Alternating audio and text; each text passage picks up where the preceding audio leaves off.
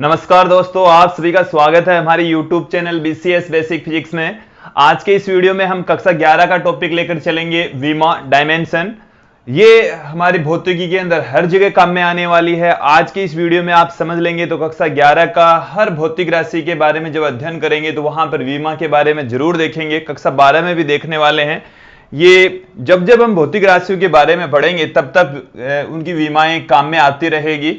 विमाओं के अनुप्रयोग भी हम देखेंगे, उपयोग भी हम देखेंगे, वो आगे के वीडियो में देखेंगे। आज के इस वीडियो में विमा होती क्या है, भौतिक राशियों की विमा किस प्रकार से लिखी जाती है, ये हम यहां पर देखने वाले हैं।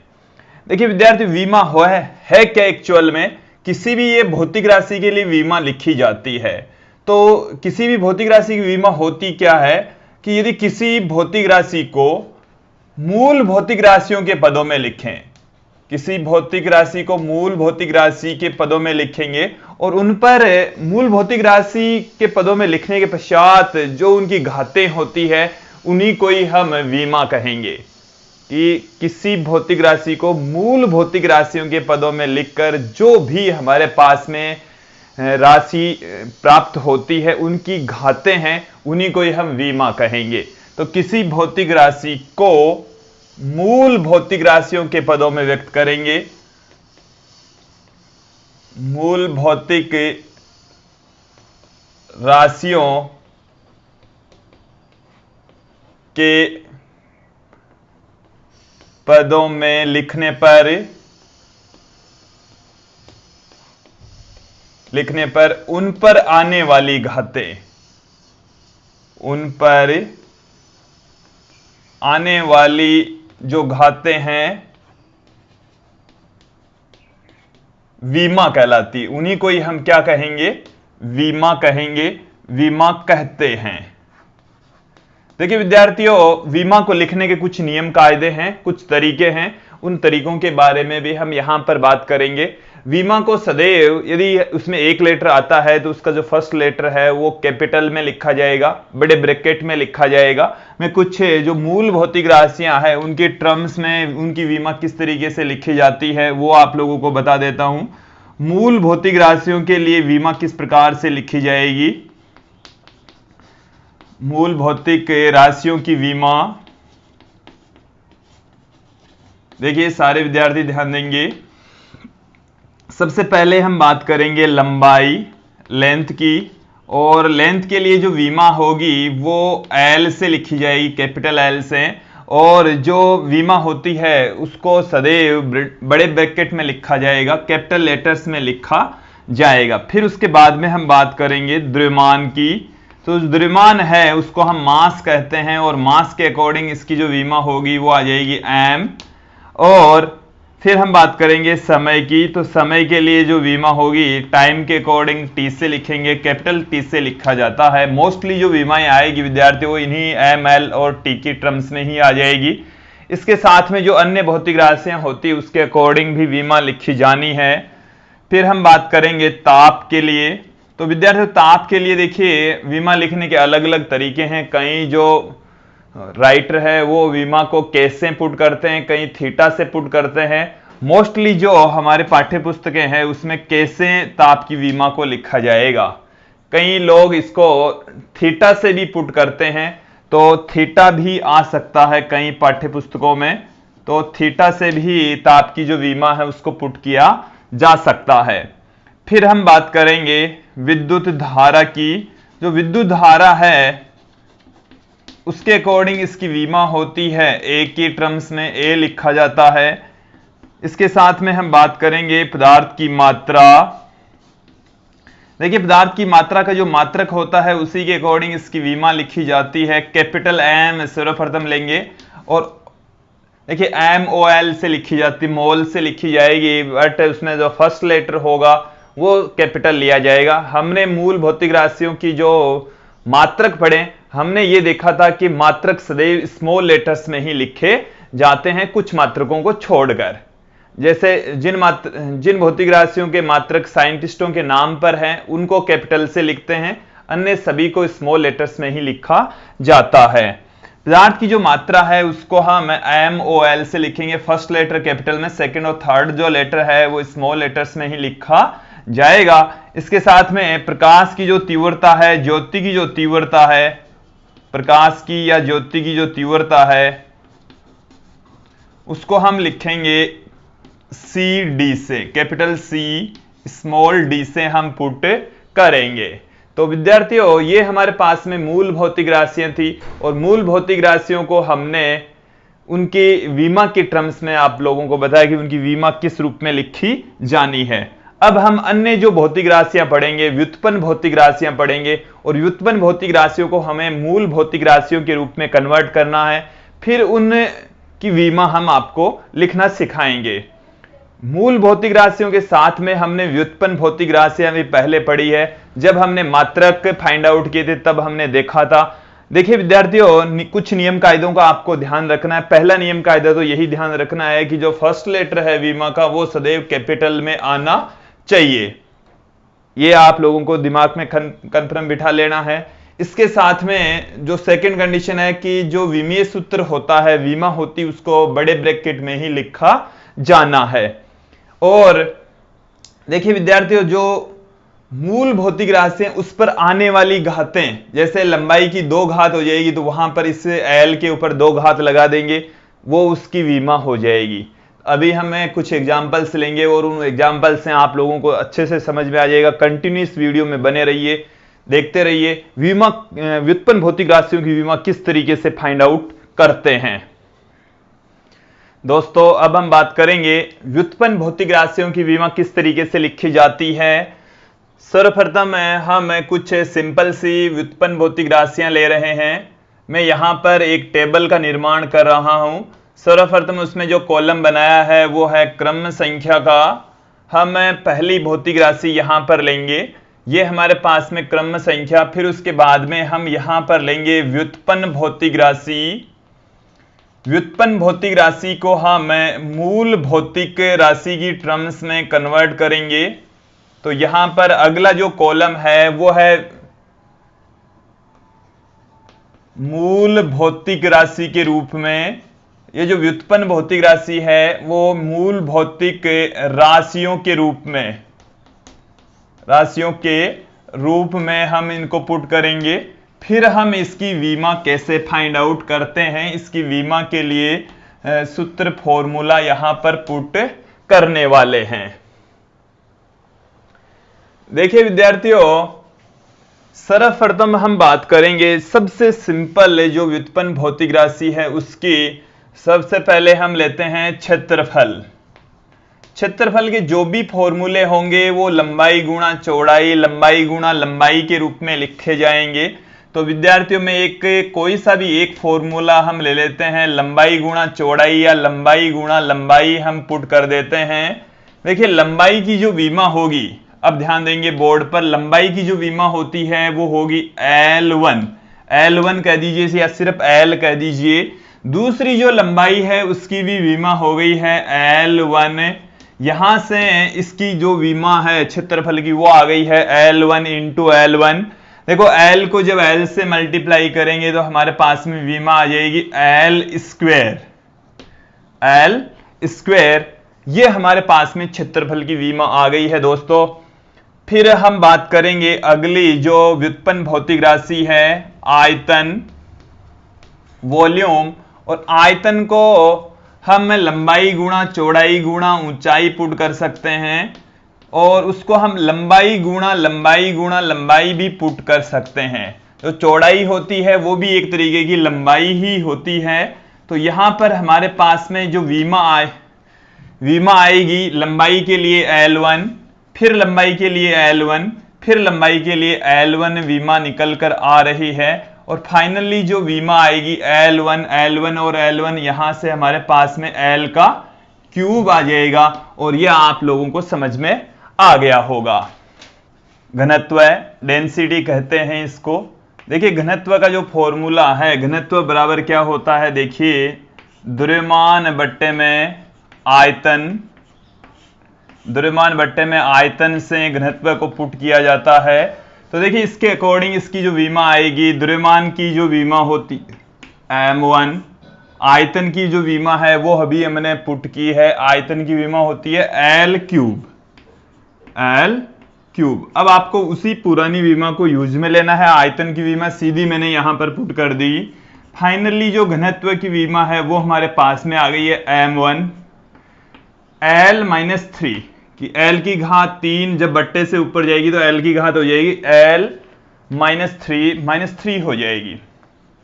चौथी जो हमारे पास में भौतिक राशि है वो विद्यार्थियों है आवर्ती। आवर्ती किसे कहते हैं? प्रति सेकंड कंपनों की संख्या।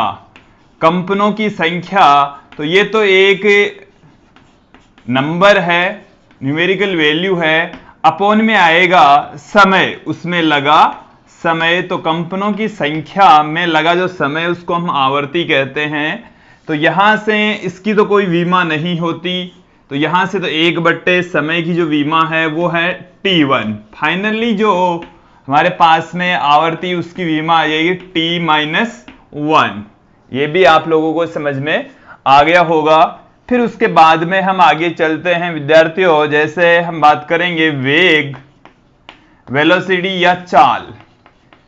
वेग सदिश ये अदिश राशि है। अब इनका जो फॉर्मूला है, जैसे मैं दूरी, इस वेग का फॉर्मूला लिखूंगा तो वेग विस्थापन बट्टे में समय, और इसका दूरी बट्टे में समय, तो दूरी भी एक तरीके की लंबाई ही है, दूरी बट्टे में समय, तो इसको हम लंबाई बट्टे में समय भी कर सकते हैं। लंबाई बट्टे में यह आ गया हमारे पास में समय, और लंबाई की जो विमा है वो हमारे पास में है L1, और जो समय है उसकी विमा है T1। फाइनली जो विमा आएगी वो आ जाएगी L1 T-1। ये हमारे पास में विमा आ गई है वेग या चाल के लिए। फिर हम बात करेंगे एक्सेलरेशन, त्वरण। त्वरण को ऐसे लिखा जाता है, और त्वरण बराबर होता है वेग बट्टे में समय। वेग बट्टे में समय, और जो वेग बट्टे में समय है उसके अकॉर्डिंग इसकी वेग की जो विमा है वो होती है L1 T-1 अपॉन, यहां पर ये समय है तो समय के अकॉर्डिंग इसकी विमा है T1, और ये बट्टे से जब ऊपर जाएगी तो इसकी फाइनली जो विमा है ये तो L1 है, T-1 ऊपर और जाएगी तो हो जाएगी T-1, पहले से ही पड़ा है तो T-2 आ जाएगी। इसकी जो विमा है वो T-2 आ जाएगी। अब हम अगली भौतिक राशि लेते हैं दोस्तों। अब हम अगली भौतिक राशि लेते हैं। हमारे पास में जो अगली भौतिक राशि है वो है संवेग। संवेग को P से लिखा जाता है द्रव्यमान गुणा वेग के तुल्य होता है। संवेग का जो सूत्र होता है वो होता है द्रव्यमान गुणा वेग। विद्यार्थियों जो द्रव्यमान है उसकी विमा अभी हमने पुट की है, m1 होती है। वेग की विमा भी हमने लिखी है यहां पर L1 T-1। तो फाइनली जो संवेग है इसकी जो विमा है वो हमारे पास में आ जाएगी m1 L1 T-1। ये हमारे पास में संवेग की विमा आ गई है विद्यार्थी। उसके बाद में हम बात करते हैं आवेग की। जो आवेग है वो बराबर होता है संवेग में परिवर्तन। संवेग में जो परिवर्तन होता है उसी को ही हम आवेग कहते हैं। तो यहां से आप देखेंगे विद्यार्थी जो संवेग में परिवर्तन होगा वो भी तो संवेग के बराबर ही होगा। तो यहां से आवेग और संवेग की जो विमाएं हैं वो सेम होती है, m1 L1 T-1। फिर उसके बाद में हम बात करेंगे बल की। जो बल है वो होता है द्रव्यमान गुणा में त्वरण। तो यहां से द्रव्यमान, जो द्रव्यमान है उसकी विमा हमारे पास में आ जाएगी m1, और जो एक्सेलरेशन है उसकी विमा आ जाएगी L1 T-2। जो एक्सेलरेशन है उसकी विमा L1 T-2 के इक्वल होती है। तो फाइनली जो इसकी विमा आएगी हमारे पास में m1 L1, यहां से m1 आ गया, ये L1 आ गया T-2। तो एक साथ में ब्रैकेट में हम इसको पुट करेंगे। ये हमारे पास में आ गया है बल। फिर उसके बाद में हम बात करेंगे कार्य की। कार्य की जो विमा और मात्रक होते हैं वो ऊर्जा के समतुल्य होते हैं, ऊर्जा के बराबर ही होते हैं। कार्य बराबर होता है बल गुणा में विस्थापन। बल गुणा में विस्थापन कार्य को हम लिख सकते हैं बल की जो विमा है वो अभी अभी हमारे पास में आई है विद्यार्थी। बल की विमा बार बार यूज में आएगी, इसलिए आप इसको दिमाग में फिट बिठा लीजिए, m1 L1 t-2। और विस्थापन एक तरीके की लंबाई है, इसके लिए इसकी विमा आ जाएगी L1। फाइनली जो हमारे पास में कार्य की विमा आएगी m1 L2 हो जाएगा। L1 यहां से, L1 यहां से, तो L की घात यहां पर 2 हो जाएगी विद्यार्थियों, L2 और t-2 यहां पर हमारे पास में इसकी विमा आ गई है। फिर देखिए विद्यार्थी, यहां पर हम आगे अगली जो भौतिक राशि है वो ले रहे हैं हम शक्ति, पावर। और शक्ति बराबर होता है कार्य बट्टे में समय। देखिए आपको फिलहाल तो जो सूत्र है वो याद है तो ठीक है, नहीं याद है तो भी ठीक है। आपको इन सूत्रों से विमा लिखने का तरीका आना चाहिए। तो यहां से कार्य की जो विमा है, पहले आप कार्य की विमा यहां पर पुट करेंगे तो कार्य की विमा ये रही, तो m1 L2 t-2 ये हमारे पास में कार्य की विमा आ गई। ये है समय, तो समय की विमा हमारे पास में t1 आ गई है।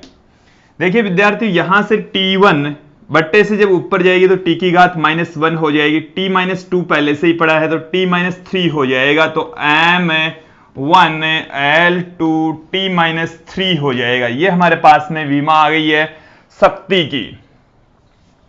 उसके बाद में हम कुछ अन्य भौतिक राशियों की ओर चलते हैं, जैसे दाब। दाब को हम कहते हैं बल बट्टे में क्षेत्रफल। बल बट्टे में क्षेत्रफल से लिखा जाता है। दाब का जो सूत्र है, फॉर्मूला है उसको, बल की जो विमा है विद्यार्थियों आपके पास में है m1 L1 t-2, और यहां पर जो क्षेत्रफल है उसकी विमा होगी L2। देखिए अब ध्यान देंगे विद्यार्थियों, यहां से जब L2 बट्टे से जब ऊपर जाएगा तो L की घात -2 हो जाएगी। L की घात +1 पहले से पड़ी है, -2 और आ गई है, तो L1 -2, तो L की घात -1 रह जाएगी। m1 L-1 t-2 हमारे पास में दाब की जो विमा है वो आ जाएगी। उसके बाद में हमारे पास में जो अगली भौतिक राशि है उसको देखेंगे। हमारे पास में जो अगली भौतिक राशि है 13 नंबर की हम भौतिक राशि ले रहे हैं पृष्ठ तनाव। पृष्ठ तनाव को T से लिखा जाता है और ये होता है बल बट्टे में लंबाई। बल बट्टे में लंबाई से पृष्ठ तनाव को पुट किया जाता है। बल की जो विमा है हमारे पास में m1 L1 t-2 बट्टे में जो लंबाई है उसकी विमा आ जाएगी L1। तो यहां से जो फाइनल विमा L1 से L1 कैंसिल हो जाएगा, m1 L0, L की घात 0 अब रह गई है हमारे पास में, t की घात -2। आप लोगों को ये समझ में आ गया होगा। फिर विद्यार्थियों हम बात करते हैं प्रतिबल की। जो प्रतिबल है वो दाब की भांति ही होता है और उसका जो फॉर्मूला होता है वो भी बल बट्टे में क्षेत्रफल होता है। तो दाब के समान ही इसकी विमा आने वाली है। यहां से आप देखेंगे m1 L1 t-2 ये तो बल की विमा आ गई है और जो क्षेत्रफल है उसकी विमा L2 आ गई है। हमारे पास में जो प्रतिबल है उसकी विमा m1 L-1 t-2 आ जाएगी। फिर विद्यार्थी उसके बाद में हम बात करेंगे विकृति। विकृति विद्यार्थियों 3 प्रकार की होती है, किसी विमा में परिवर्तन बट्टे में प्रारंभिक विमा। तो जैसे लंबाई में परिवर्तन बट्टे में आ जाएगी प्रारंभिक लंबाई, या आ जाएगा क्षेत्रफल में परिवर्तन बट्टे में प्रारंभिक क्षेत्रफल, या यहां पर आ सकता है आयतन में परिवर्तन बट्टे में प्रारंभिक आयतन। तो यहां से इसके जो विमा है जैसे L1 हो गई तो बट्टे में भी L1 ही आएगा। इसकी जो विमा है वो m0 L0 t0 होगी। इसको हम कहते हैं विमाहीन राशि होती, इसकी कोई विमा नहीं होती। तो जो विकृति है इसकी कोई विमा नहीं होती। फिर हम बात करेंगे प्रत्यास्था गुणांक। प्रत्यास्था गुणांक को इलास्टिक कोफिशिएंट कहा जाता है, ई से लिखा जाता है और यह होता है प्रतिबल बट्टे में विकृति के तुल्य। प्रतिबल बट्टे में विकृति, जो प्रतिबल है उसकी विमा हमारे पास में है m1 l-1 t-2। ये रही हमारे पास में प्रतिबल की विमा। विकृति की जो विमा है ये तो एक विमाहीन राशि होती, इसकी कोई विमा नहीं होती। तो फाइनली यहां से हमारे पास में प्रतिबल और प्रत्यास्थता गुणांक की विमा सेम आने वाली है। m1 l-1 और t-2 हमारे पास में प्रत्यास्थता गुणांक की विमा आएगी। उसके बाद में विद्यार्थी हम कुछ नई राशियों की ओर लेकर चलते हैं आपको। वेग प्रवणता। वेग प्रवणता होता है वेग बट्टे में दूरी। वेग बट्टे में दूरी से वेग प्रवणता को लिखा जाता है। और जो वेग है उसकी विमा होती है l1 t-1 अपॉन दूरी की जो विमा होती है वो होती है l1। l1 से l1 कैंसिल हो गया, हमारे पास में t की घात -1 आ चुकी है। फिर उसके बाद में हमारे पास में जो अगली भौतिक राशि आएगी वो हम लेकर चल रहे हैं दाब प्रवणता। विद्यार्थी ये कहते किसे हैं उससे ज्यादा बेटर है कि इसका जो फॉर्मूला है उस फॉर्मूले की सहायता से हम विमा किस तरीके से निकाल सकते हैं यह आप लोगों को समझना है। तो दाब है उसकी विमा m1 l-1 t-2 और बट्टे में यहां पर हमारे पास में ये दूरी है जिसकी विमा है l1। फाइनली जो हमारे पास में दाब प्रवणता है उसकी विमा m1 l-2 t-2 आ जाएगी, क्योंकि ये l1 बट्टे से ऊपर जाएगा तो इसकी घात -1 और -1 जुड़कर -2 हो जाएगी। जो अगली भौतिक राशि है वो है कोणीय विस्थापन। कोणीय विस्थापन को हम थीटा से लिखते हैं, कोण के तुल्य ही होता है। और जो कोणीय विस्थापन होता है वो होता है चाप बट्टे में त्रिज्या के तुल्य। चाप है वो एक तरीके की दूरी होती है जिसकी विमा हो जाएगी l1 और जो त्रिज्या है उसकी विमा भी हो जाएगी l1। फाइनली जो इसकी विमा आएगी वो विमाहीन राशि आएगी m की घात 0 l की घात 0 t की घात 0। तो हम कह सकते हैं कि जो कोणीय विस्थापन है वो भी एक विमाहीन राशि होती है। फिर हम उसके बाद में अगली भौतिक राशि की बात करेंगे कोणीय वेग। जो कोणीय वेग है उसको ओमेगा से रिप्रेजेंट किया जाता है और वो होता है कोणीय विस्थापन। कोणीय विस्थापन बट्टे में समय। और कोणीय विस्थापन की विमा अभी हमने पुट की है, एक विमाहीन राशि होती है। फाइनली जो m0 l0 tb0 यहां से t की घात 1 और ये जब बट्टे से ऊपर जाएगी तो हमारे पास में आ जाएगी m0 l0 t की घात -1 हमें प्राप्त होगा। उसके बाद में हमने अगली जो भौतिक राशि ली है वो है कोणीय त्वरण। और कोणीय जो एक्सेलरेशन होता है उसको अल्फा से रिप्रेजेंट किया जाता है। कोणीय वेग आप लोगों को फिलहाल ये जो सूत्र है उन सूत्रों से विमाएं कैसे लिखी जाती है उनको समझना है। कोणीय वेग की जो विमा है अभी हमने पुट की है m0 l0 t-1 अपॉन जो समय है उसकी विमा है हमारे पास में t1 और ये जब बट्टे से ऊपर जाएगी तो m की घात 0 पहले से ही पड़ी है, l की घात पहले से ही पड़ी है, t की घात -1 पहले से पड़ी थी और ये जब t की घात 1 ऊपर जाएगी तो t की घात -2 हो जाएगी।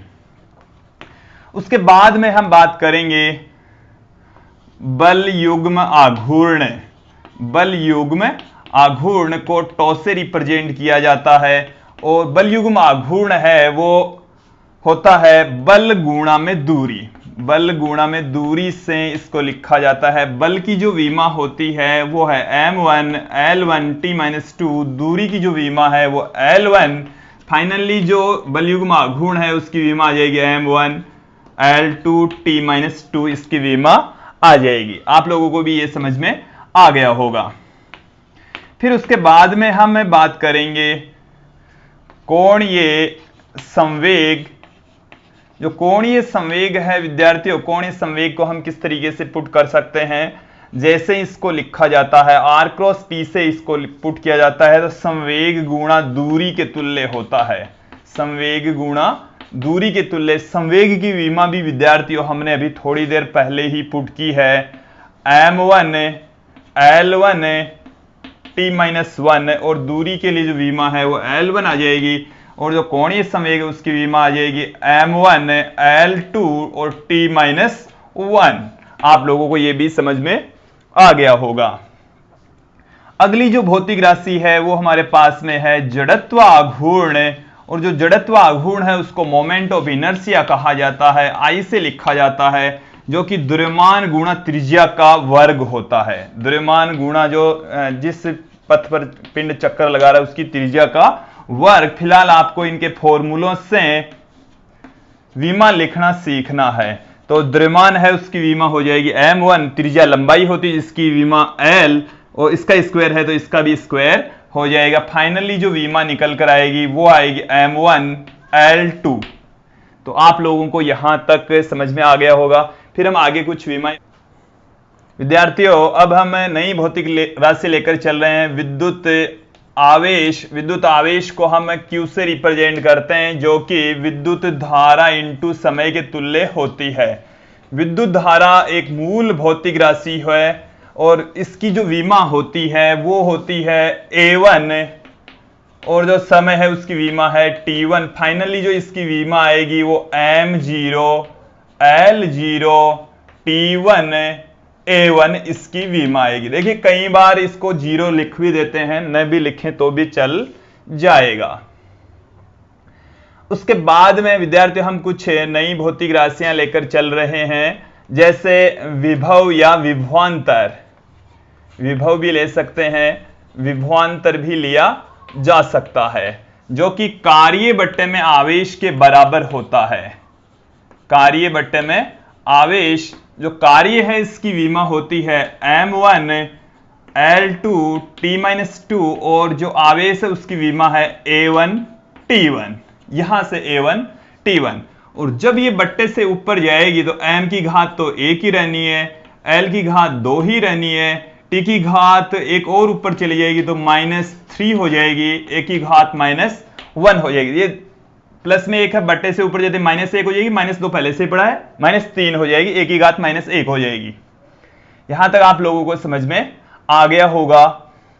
फिर उसके बाद में विद्यार्थियों हम लेकर चलेंगे प्रतिरोध। प्रतिरोध को हम रेजिस्टेंस कहते हैं, R से रिप्रेजेंट करते हैं। प्रतिरोध बराबर होता है विभवांतर बट्टे में धारा। विभवांतर बट्टे में धारा, तो जो विभवांतर है उसकी विमा हमारे पास में सामने ही पड़ी है m1 l2 t-3 a-1, और अपोन में हमारे पास में है धारा जिसकी विमा है a1। a1 जब बट्टे से ऊपर जाएगा तो 1 की घात -1 हो जाएगी, -1 पहले से ही पड़ा है। फाइनली जो इसकी विमा है वो हमारे पास में आ जाएगी ये वाली। देखिए गौर करके समझ में आ जाएगा यहां तक। फिर हम बात करेंगे प्रतिरोधकता, जिसको हम विशिष्ट प्रतिरोध भी कहते हैं। आप लोग ये कक्षा 10 में पढ़ चुके हैं। प्रतिरोधकता को रो से लिखते हैं, जो कि RA/L होता है। RA/L। R की जो विमा है वो हमारे पास में है m1 l2 t-3 a-2, और यहां से इस क्षेत्रफल की विमा है L2, और लंबाई की जो विमा है वो है L1। L1 से एक घात इसकी कट जाएगी, और देखिए यहां पर L की घात 2 पहले से, ये एक घात इधर से और आ जाएगी तो L की घात हो जाएगी 3। तो m1 l3 t-3 a-2 हमारे पास में इसकी फाइनली जो विमा है वो आ जाएगी। यहां तक किसी विद्यार्थियों को दिक्कत नहीं होनी चाहिए। फिर उसके बाद में हम चलते हैं विद्युत क्षेत्र। विद्युत क्षेत्र को हम E से रिप्रेजेंट करते हैं, और E बराबर होता है विद्यार्थियों बल बट्टे में आवेश। F/Q से विद्युत क्षेत्र को लिखा जाता है। बल की जो विमा होती है वो m1 l1 t-2, और जो आवेश है उसकी विमा होती है a1 t1। फाइनली जो इसकी विमा है विद्युत क्षेत्र की m1 l1 t-3 a-1, आप गौर करके देखिए जब ये बट्टे से ऊपर जाएगी तो -1, ये बट्टे से ऊपर जाएगी -1, -2 पहले से पड़ा -3 आ जाएगा। यहां तक किसी विद्यार्थी को दिक्कत नहीं होनी चाहिए। फिर हम बात करेंगे विद्युत द्विध्रुव आघूर्ण की। जो विद्युत द्विध्रुव आघूर्ण है उसको स्मॉल p से रिप्रेजेंट करते हैं और यह होता है आवेश गुणा दूरी के बराबर, आवेश गुणा दूरी। तो जो आवेश की विमा है वो हमारे पास में है A1 T1 और जो दूरी है उसकी विमा है L1। फाइनली जो हमारे पास में इसकी विमा आ जाएगी M0 L1 T1 A1। विद्यार्थी यहां तक हमने कुछ नई भौतिक राशियों के बारे में जिनकी सरल विमाएं हैं उसके बारे में बात की, आप लोगों को समझ में आई होगी। और जैसे जैसे आप भौतिकी में नए टॉपिक पढ़ते जाएंगे उसके मात्रक और विमाएं भी पढ़ते चले जाएंगे। मुझे उम्मीद है कि ये वीडियो विमा आप लोगों को अच्छे से समझ में आ गई होगी। धन्यवाद विद्यार्थियों।